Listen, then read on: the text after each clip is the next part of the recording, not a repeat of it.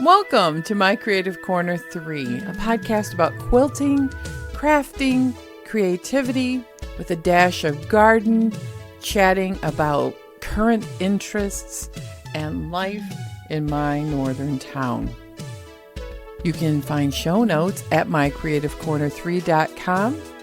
You can also find all of my social media, how to purchase a virtual cup of coffee, and all events on the website. Please feel free to stop by and leave a comment. I really appreciate everyone who listens. Thanks for stopping by. Welcome to the podcast.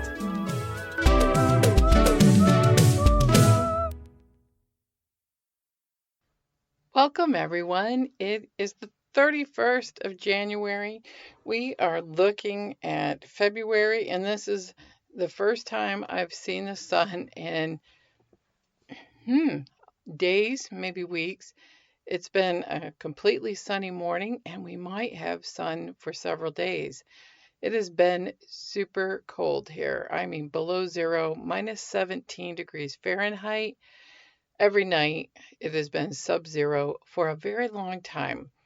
I can't even tell you how many days it's been. It feels like it's been almost all month, but it's definitely been weeks. Wow, does that make life harder? Snow is one thing, but the cold, we haven't been getting as much snow. So that is one thing that kind of happens. We've had a few inches here and there, but just this deep freeze where everybody is worried about each other. Is your house staying warm enough? Is your pipes frozen? Have you been able to get to the grocery store because the roads are incredibly icy with the wind, and sub-zero temperature makes very slippery roads. Grand Rapids had multiple car pileups this week, and last week it's just been really intense. So overall, my family has been doing well. I'm waiting to hear how my family in Virginia Beach fares with the potential of getting a lot of snow, 60-mile-an-hour winds, hurricane-like coastal flooding, or they could get nothing. So it's been a roller coaster ride of emotions because that's kind of been how it is for everybody in the United States who lives in these areas, the Midwest, the Ohio River Valley, the Appalachian Mountains, the South, even Florida had snow. It's been wild. So overall, January, I am happy to say goodbye and welcome February. February can also be cold. There is a month, remember in the past, where February got 60 inches of snow, but the good news is the sun is coming up before 8 o'clock and the sun is setting after 5:30. We will start noticing really huge differences in daylight over the next 30 days. So we have made it through the darkest days of the winter. No, I didn't say the coldest days, the darkest days, the shortest amount of daylight.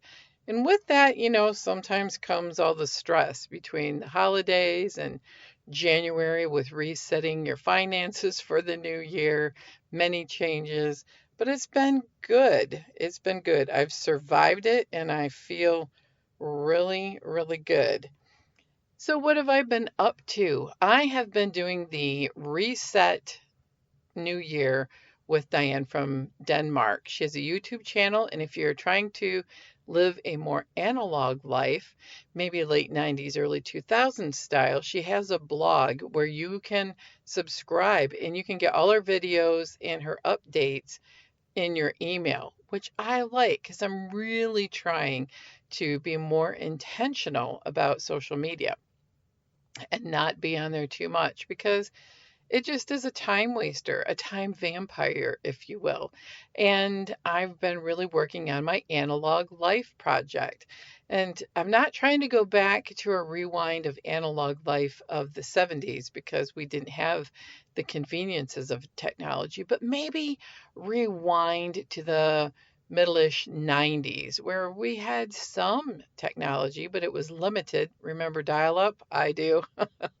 And your use was way more intentional versus having everything at your fingertips and being online all the time, which kind of sucked me in pre-COVID and through COVID. And now I'm trying to regain my time, my attention, which is always fractured, and multitasking, and just live a focused analog life. So that brought me to, okay, what have I been doing? Well, in the reset with Diane from Denmark, she gives us one task every day. Her videos for a month.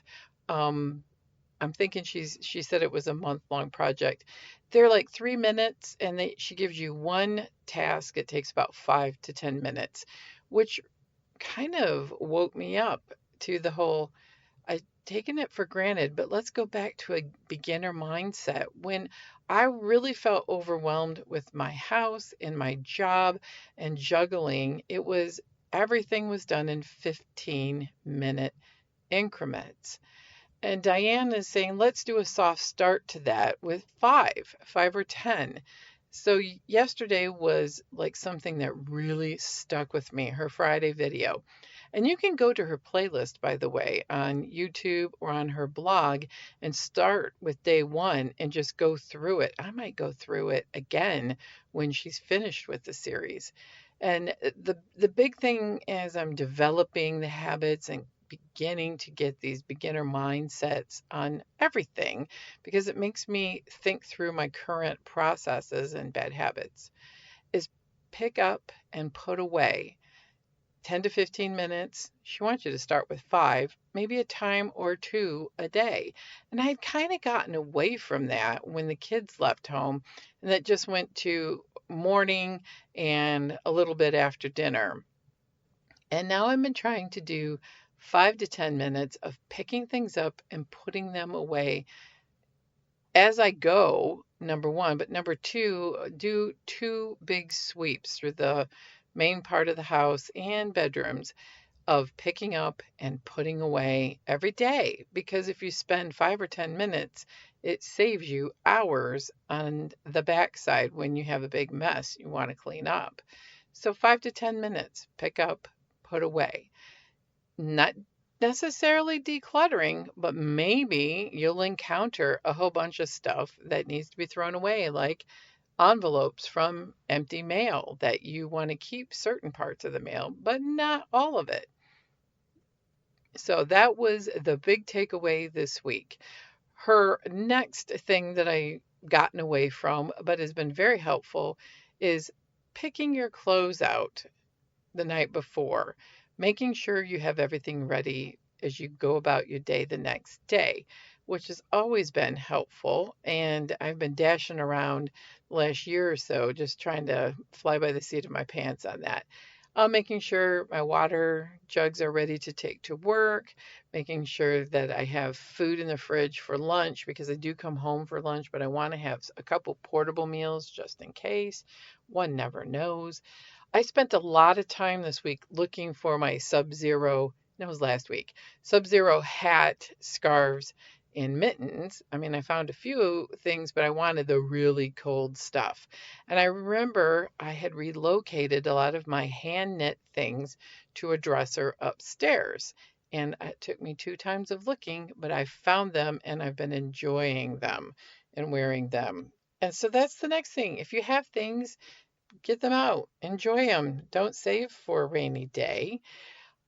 So, Diane from Denmark, I've really enjoyed her short videos and kind of getting the new year off to a good start and really revamping my idea of getting things done in 15 minutes a day. Been knitting 15 minutes a day or crocheting. I've been journaling. I've been reading blogs and emails and affirmations, all in, like 10 or 15 minutes, a time or two a day. What I'm trying to do in the first 30 days was almost like a detox from my phone. I'm still using it. I'm still online, but not reach for it every 2 minutes, which is kind of where it goes when you're at work or I've been thinking of something and then going, oh, I should Google that.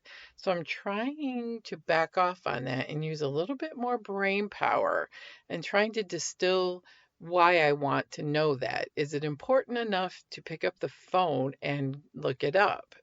Sometimes I just have to. So again, using my always on me computer, aka my smartphone, using it with more intention, which is something that my pottery teacher said about how we touch the clay. And I thought that is such a great metaphor for life, doing things with intention. And I've been really pondering what that means in 2026 and not being totally reactionary, which is my default nature, and not going down rabbit holes that are unnecessary, but doing things with intention.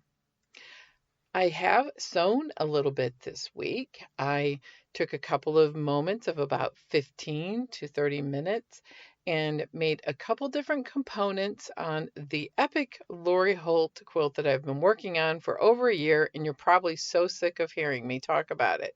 But I'm getting to the final block. It is a huge, oversized, old-fashioned looking featherweight sewing machine, and I'm doing mine in a mid-century green fabric and then making the components. So I made the flywheel and I made the very front nose part of the sewing machine. So I have to slowly build each section and it's going to take me 15 minutes a section.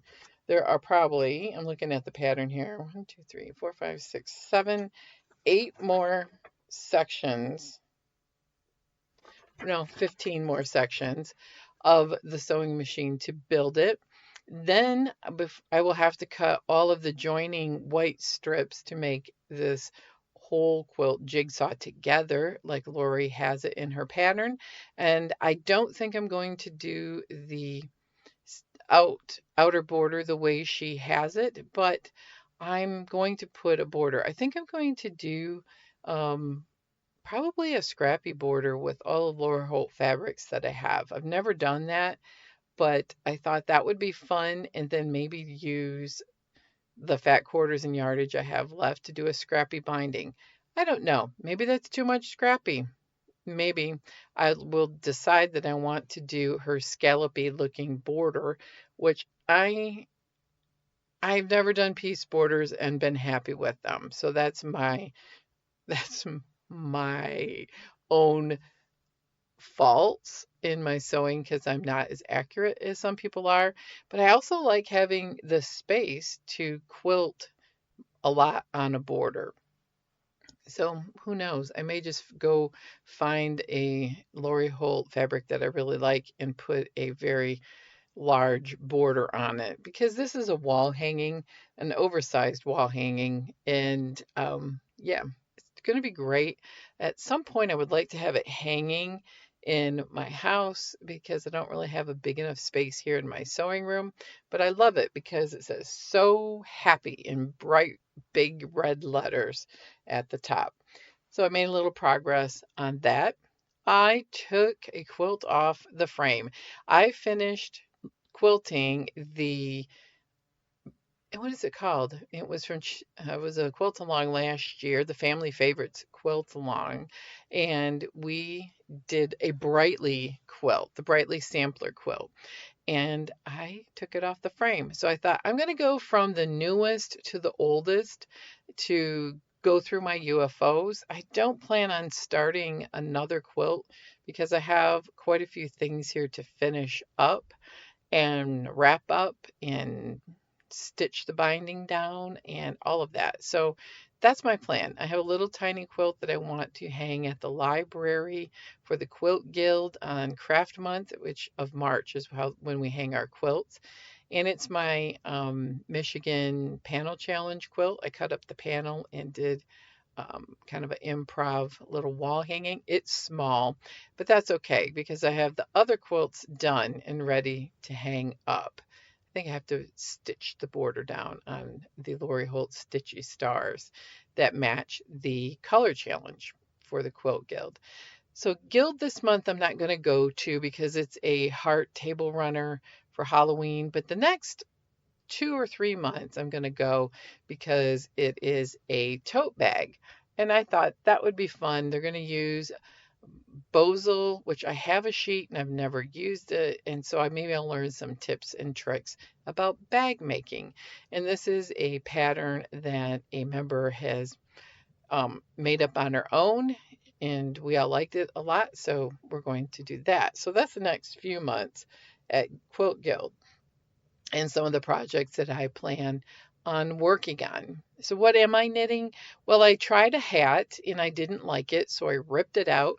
And now I am knitting a wide length of scarf. And my plan is to turn it into a Little Red Riding Head hood, Little Red Riding Hood looking hood. And if I have enough yarn, I might make it with a scarf attached to it, or I may make it like a bigger, oversized just hood to put on windy, cooler days when I don't want a hat squishing my hair down because I want to have a good hair day at work, but something just different.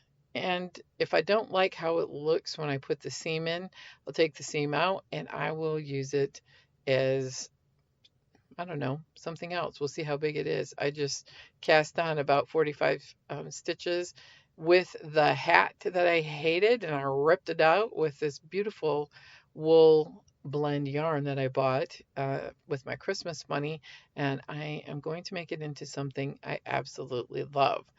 I found a couple things in my knit drawers that I made in the past, and I didn't like how they finished, so I don't use them. And I'm going to deconstruct them because they're made with very expensive yarn, and the project with the pattern didn't turn out or fit me well.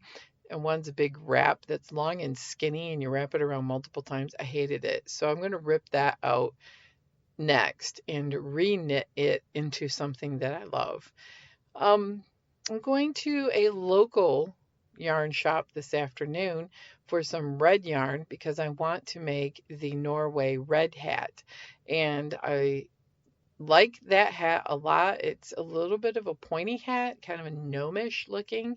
You know how much I love gnomes and I love everything about the hat and its history. So I'm going to do that and try to do a little braid as a tassel on the top.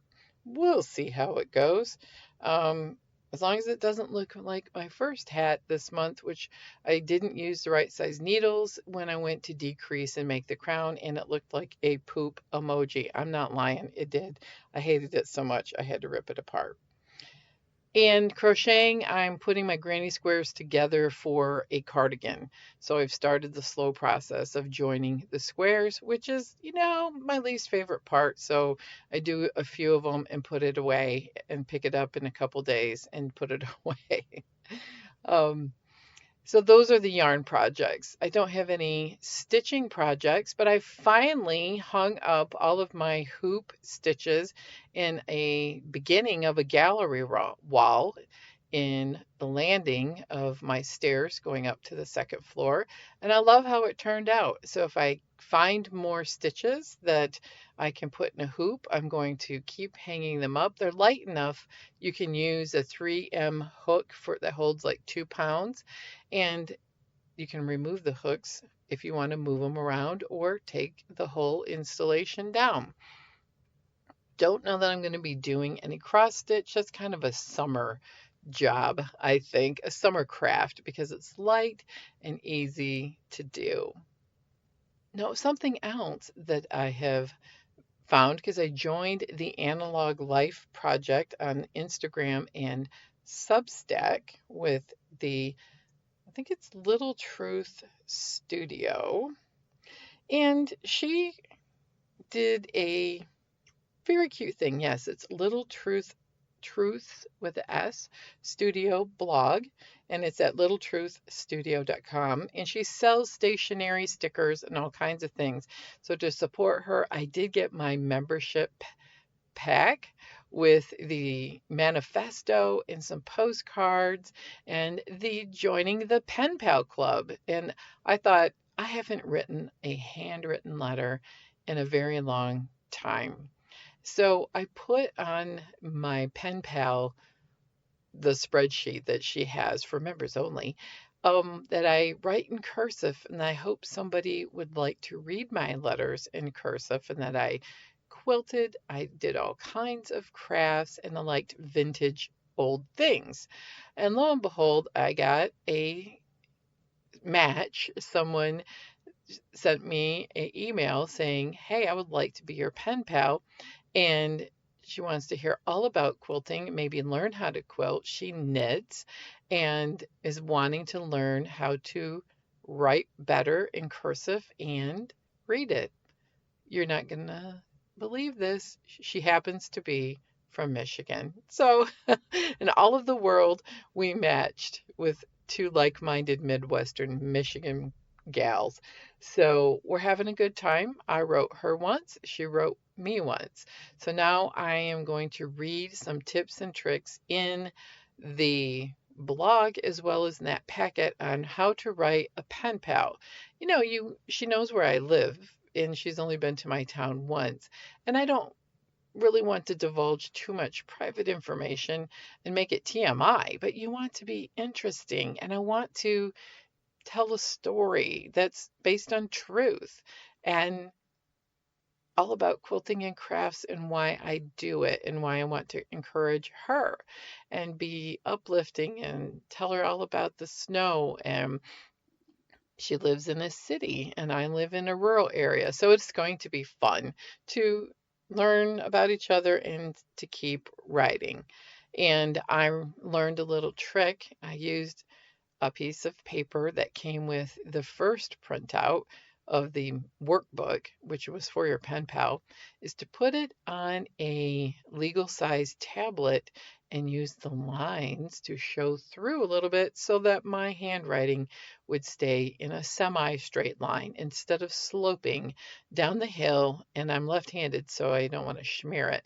So that was so much fun. It reminded me of being a girl, and I moved from my town in about the fourth grade, and I wrote all of my friends when I moved again. That's what it was. I moved in the fourth grade, and I didn't keep in touch because you're too young.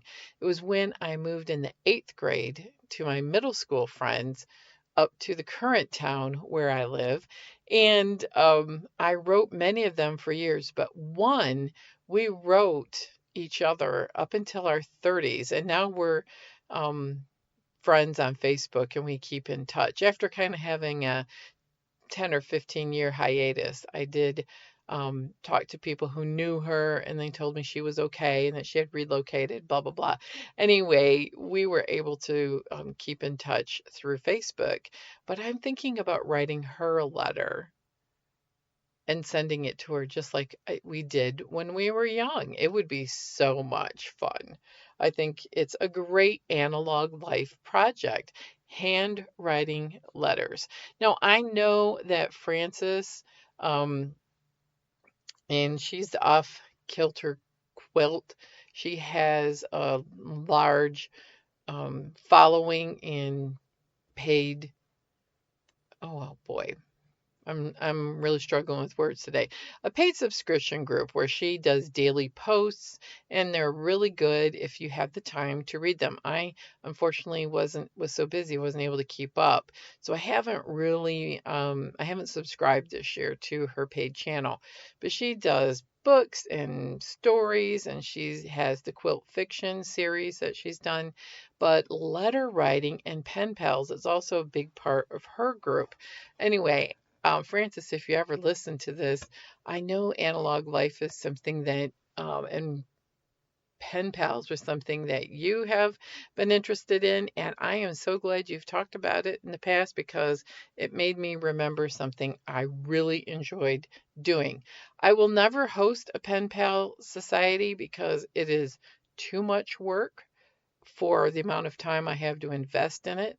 But if you're interested in that type of a thing, you can check out Off Kilter Quilt, or you can check out the Little Truth Studio. Analog life. That's what I've been really going on a deep dive. And with that analog life, it's becoming a really big buzzword in all of the media that social media and media on Substack is another place you can read more about it in their longer form articles, is making your own curriculum. I thought, wow, that sounds like a lot of work. But then I got thinking about it for the entire month of January, and Kristen of Simple Handmade Every Day shared an email with me and said, "This sounds like something you would enjoy." Absolutely 100% it would be something that I would enjoy. But I was pondering, what would I like to study? Like a college class where they hand you a syllabus at the beginning? And it was kind of like you can go as deep on this dive as you want.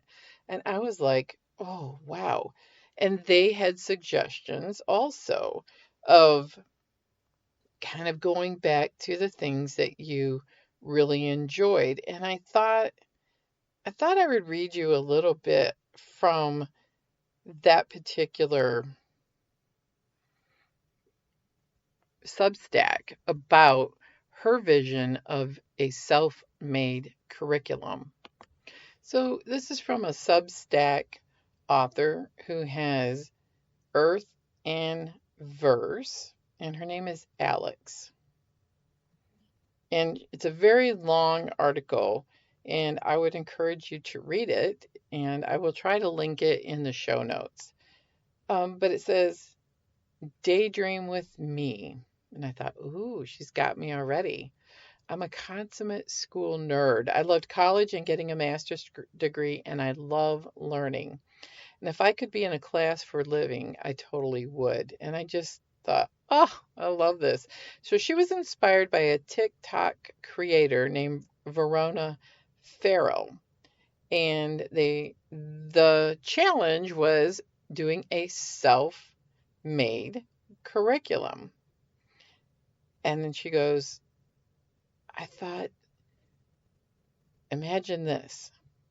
You've just arrived to an adult boarding school, tucked somewhere between the edge of the woods and the edge of the sea. There's a library full of mismatched chairs and a giant expanse of books. There's a greenhouse that smells like wet soil, basil, and magic. There are long tables where people eat and talk about movies, language, philosophy, feminism, grief, and whatever strange things they fell into studying this month. There are horses and tennis courts, language labs, and thought partners in every sunlit window seat. No one is asking you to monetize your interests, and no one is wondering, what are you going to do with these new skills? You're simply here to learn for pleasure. And that's something that I've always been plagued with. What are you going to do with all those quilts or all those things that you make? And I thought, this is it. So her suggestions were, what did you enjoy learning about when you were 12 to 16? What were you obsessed with? What are some things that you would love to study because all of a sudden it gives you this small internal spark of, wow, I'd love to learn more about that. Or I've learned a little bit and I want to learn more. I get jealous when I see people doing whatever. And she said the more oddball the courses are that you are thinking about over the year, the better. Her suggestion was choose 3 and kind of do a little bit deeper dives into them. And she goes, do something like something you want to improve, something that speaks to your soul, and something that is a personal curriculum of these things. What's the first one? I must have missed that.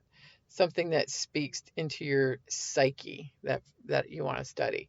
And she said, make them odd, things that don't go together, like bread baking, memoirs, and birding. French cinema, guitar, and social organizing. I thought this is awesome. So, the first thing that came up after I read this article in my YouTube recommended list was about commonplace books.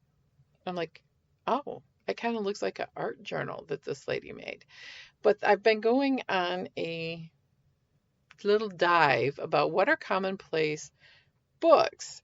And I even wrote a little curriculum with the help of Canva and Canva AI about what I want to learn and what I would like to do.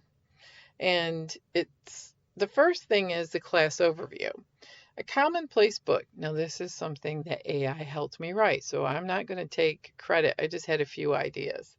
And it said a commonplace book is a personal anthology or collection of knowledge, thoughts, and reflections that individuals complete over time. You compile this, could be years. Traditionally, these books have served as a repository for quotes, ideas, observations, and other snippets of information that the compiler finds meaningful or inspiring. These books have been around a long time. They said that Marcus Aurelius kept a commonplace book of knowledge. They didn't have computers or maybe even easy access to encyclopedias. Thomas Jefferson, loads and loads of people. I think Thoreau kept a commonplace book, and it's really more of a snippet. What's a little pearl of wisdom you heard today or learned? What is a quote? What is something? Some people do them with gardening or maybe recipes.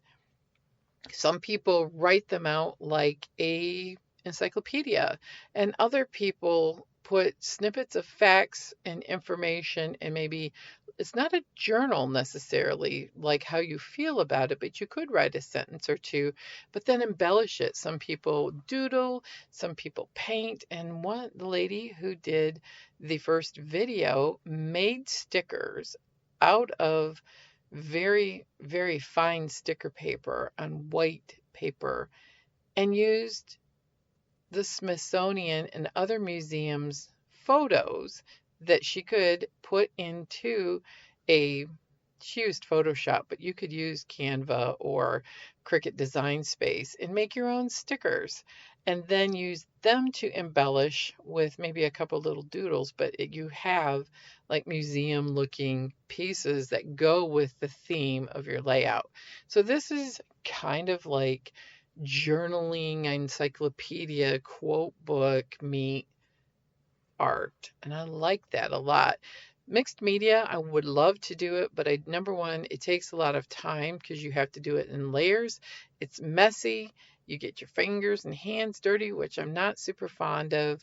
I'm not a fine artist or painter, and I don't know that I want to take the time right now in my life to do that. And you also have to have 10 million components to it, like papers and snippets of paper and garbage and paints and markers and all of that, which I would love to have, but I don't have room for it in this house, and it creates clutter. The sticker component and fancy pens and a few markers appeals to me very, very much. And I could take some of my older watercolor paper and cut them out and also use them as embellishments. So that's my first course that I wrote a little bit about. And so what we're going to do is look at, oh, here are things. Figures like Thomas Jefferson, John Milton, and Virginia Woolf maintain these books, each implementing their own unique style. And then the AI helped me, define what different styles you could do. And then the final thing is required projects, trying classic calligraphy, maybe modern minimalism, vintage cottage, nature inspired, pop art vibe, Zen simplicity. Oh, that speaks volumes to me. And abstract expression, which sounds like a challenge. So that is my really fun first self made curriculum. Maybe my next thing to think about is growing annuals from seed. I'm going to try that this year, and I don't know how to do it. I've never succeeded. I do know how to do it. I've never succeeded in growing something from seed and transplanting it into a garden or a pot and having it survive. And this year I'm determined to do that. But I will think about the next two subjects and have them correspond with my analog life.